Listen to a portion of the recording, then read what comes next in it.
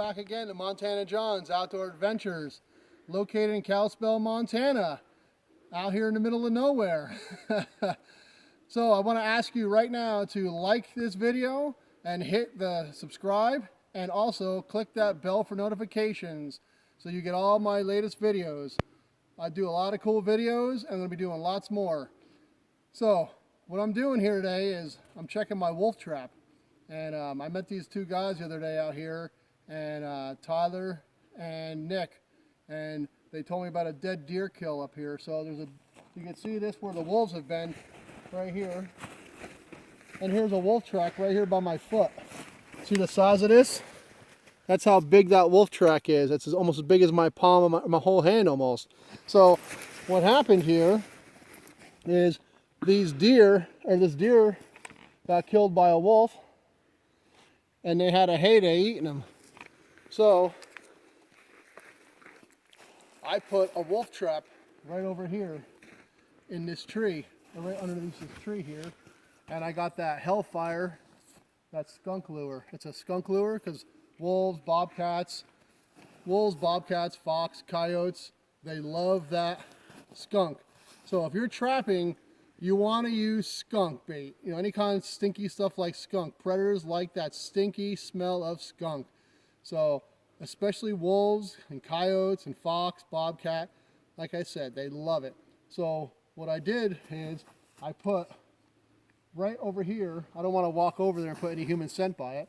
I have a chain around this tree, and the chain goes around that tree, and I cover the chain out into the snow, and then I put a trap on top of the snow. And then what I did is I put a piece of wax paper down, then I set the trap on top of the wax paper, and then I put another piece of wax paper over the whole trap, and I covered it with snow. I actually used a piece of bark. My friend Levi, who's a big trapper, he told me to go ahead and use a piece of bark and don't use a shovel, because the snow crystallizes when you use your hands or your gloves to sprinkle over your trap. So you want to use a piece of bark or plastic. You don't want to use metal, because when you scoop snow up with metal, it starts to melt when it hits that shovel. So I scooped up that snow with that bark, and I sprinkled it all over my trap.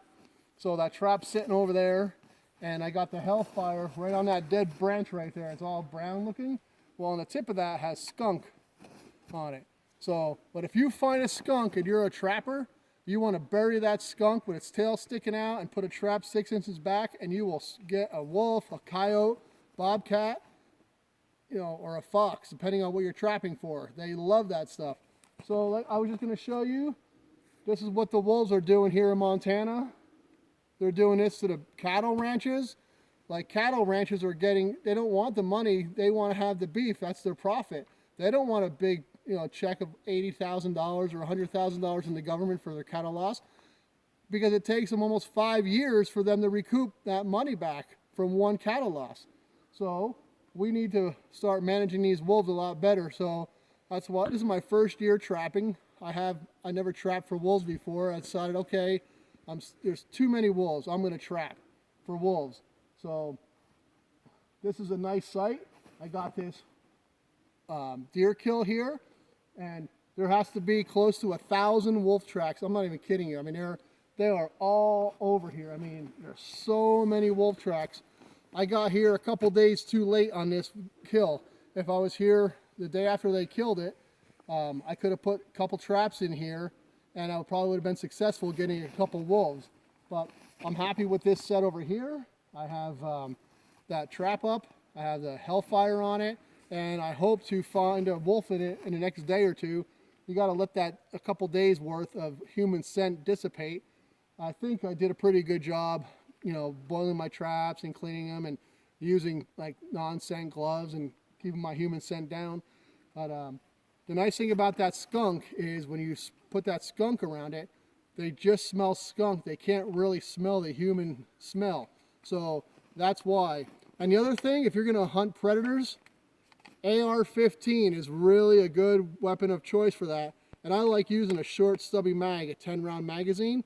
The 10-round magazine, it doesn't get in the way. The 30-round mag, if you're sitting or calling for wolves or just walking out here, it gets too it's cumbersome. It's just too big. It's in the way. So my photographer here, my camera lady, my girlfriend, she's a little nervous here because we're in some serious wolf country right now. I mean, this is some serious. If you look right here, you can see where they drug that thing right here. You can see where they killed it right here. And they were actually laying down over here, eating pieces of it. They still keep coming in and out of here.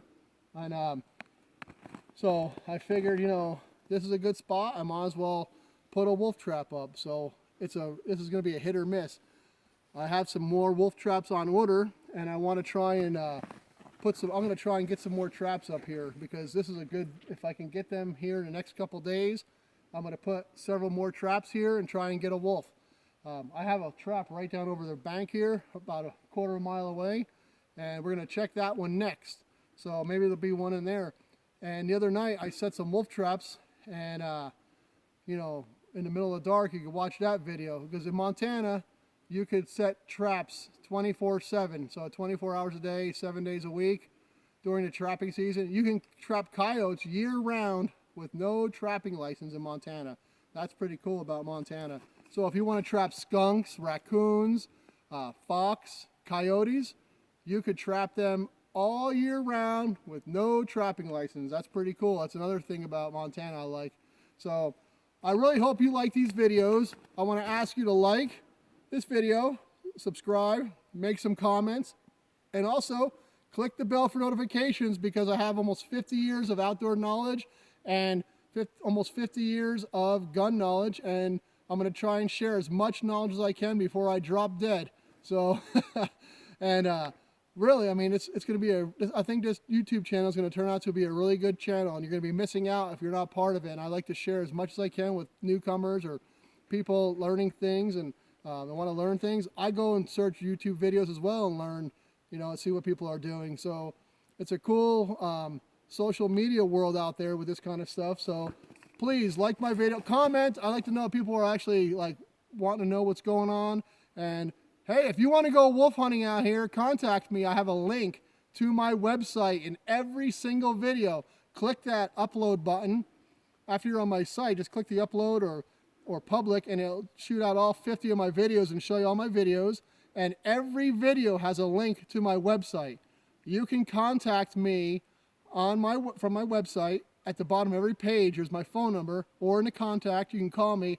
If you're going to come out to Montana and you're going to want to do a wolf hunt, I'll take you for free, as long as you have everything to go. If you're an ethical hunter, I don't mind taking somebody out here who wants to go hunt wolves.